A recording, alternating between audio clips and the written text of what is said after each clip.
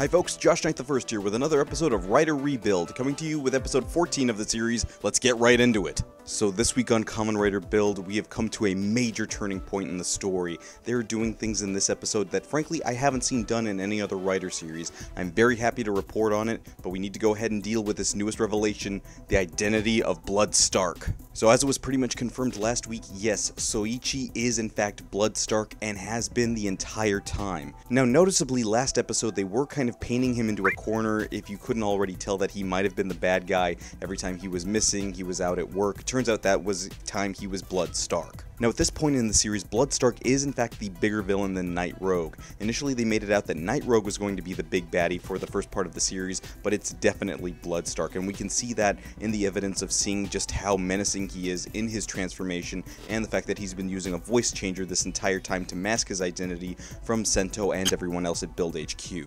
Now after this initial fight with Blood Stark, Sao Ichi, Sento has to report back to Sawa and Ryuga of his findings. Now admittedly a big part of this, and I imagine this will play out over the next few episodes, is that Misora still doesn't know the identity of her dad, namely that he's Blood Stark, that he's working for Faust. This will also play in bigger into the latter part of the episode, but for right now we need these two other people to have this information. Now in talking to Sawa and trying to get more information out of her about Sao Ichi and who he is and how he came to be Blood Stark, we've come to the conclusion that he's been working for Faust for at least the last 3 years. This is based off information that she gathered about his time as an astronaut and when he came back and tried to activate Pandora's box in the first place. Now thankfully Sawa is able to get this information to Sento, and I appreciate that now her role in the series is information gatherer. I appreciated her introduction into the series to begin with, and I was hoping they would have something else to do with her besides having her just be a spy, but now she actually does have faculty in the series and I very much appreciate that.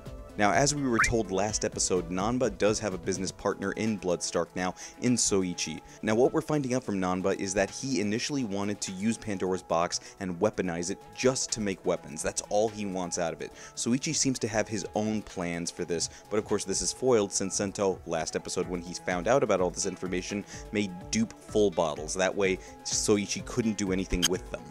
Now before I get into the meaty parts of the rest of this episode, I do want to compliment this episode on its use of comedy. I actually laughed at a lot of it, and it felt very natural, not so out of place, not so wacky. Some might still view it as such, but I actually did appreciate Ryuga taking Misora on a date, or little things that were done here and there with the testing of the full bottles. I think that was well done and balanced out this episode well.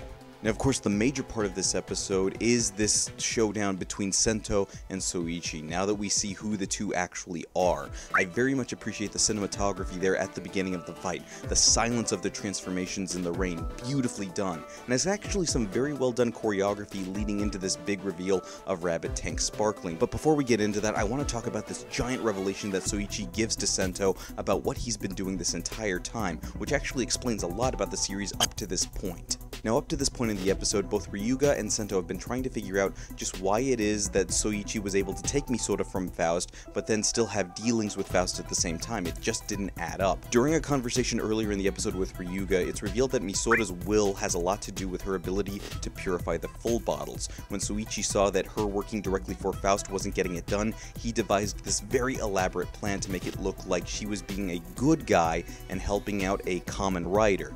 This would be his plan throughout the whole thing, and Sento was just a pawn in it the entire time. He was never actually a hero, he was just an actor. That explains why this whole time it felt like he wasn't doing very much. In fact, he wasn't. All the fights were set up. He was never actually a hero as far as Sao Ichi is concerned, and this crumbles Build's faith in both himself and his former friend. Now, I know last week I was saying that there have been people like this playing both good and bad sides in previous series, but never to this extent before. This is something that I might have seen dabbled in say, Kamen Rider Blade, where Kenzaki didn't quite know what Board was doing, or even Gaim, where Kota didn't exactly know what he was getting himself into. But here, this is on a completely different level. The hero was actually completely ineffective against the evil organization. He'd been working for the evil organization the entire time, which is the antithesis of what a writer is supposed to be doing. The beautiful part that I see in this is the resolve that both Sento and Ryuga have, that what they were fighting for wasn't just nothing. They were fighting for their own sense of justice. They were fighting to save people. That part wasn't fake, and they're going to keep doing it. They're going to legitimize their role as Kamen Riders, and it starts with Sento here in this fight. Now with this very powerful build-up, we have a powerful power-up to go along with it, the debut of this new form, Rabbit Tank Sparkling. Now this form is very similar to Build's base form, Rabbit Tank. This is what you would call the first quarter power-up. This is similar to previous years, like last year when we got Mighty Brothers XX around this time, or the year before that in Ghost when we saw Tokon Boost debut. Now as much as I do appreciate this fight and the obvious show of power from Rabbit Tank Sparkling and a much better received rider kick, at least on my part, I do want to point out a cut corner that they took here in the fight. When Bloodstark uses a projection of a cobra from out of his chest, it's actually a repainted Venosnaker from Kamen Rider Ryuki. This was the contract monster for Kamen Rider Oja in that series, and they just painted it blue here for Build. Now this wouldn't be the first time that Kamen Rider has reused graphics from older series and newer series trying to hope that people wouldn't notice it, but that one didn't go unnoticed. It is worth noting that for the first time in any fight, the power of Rabbit Tank Sparkling was actually able to knock Sao Ichi out of his suit as Bloodstark, something that none of the writers had been able to do up to this point. The scary part about this is that it doesn't seem to face Sao Ichi in the slightest. In fact, this seems to still be buying into some plan that he has, also telling Sento that he needs to go ahead and keep building things along, he needs to keep growing, and also dropping a little bit of a piece of knowledge that he didn't have. Gentoku was Night Rogue the entire time. This of course will lead into next week's episode when Cross and Build decide to go ahead and confront Gentoku, and we might actually find out who Sento was this entire time. So wow, with this episode I really feel like this is the moment where I actually accepted the series. I've been on the fence up to this point and I felt fine covering it, but now at this point, about 19 minutes into the episode, I felt that was the moment when Sento finally became a Kamen Rider, where I accepted him and his sense of justice, his resolve, his fight against everything that had been put in front of him, even if it had been fake. Now he's a writer, at least in my book.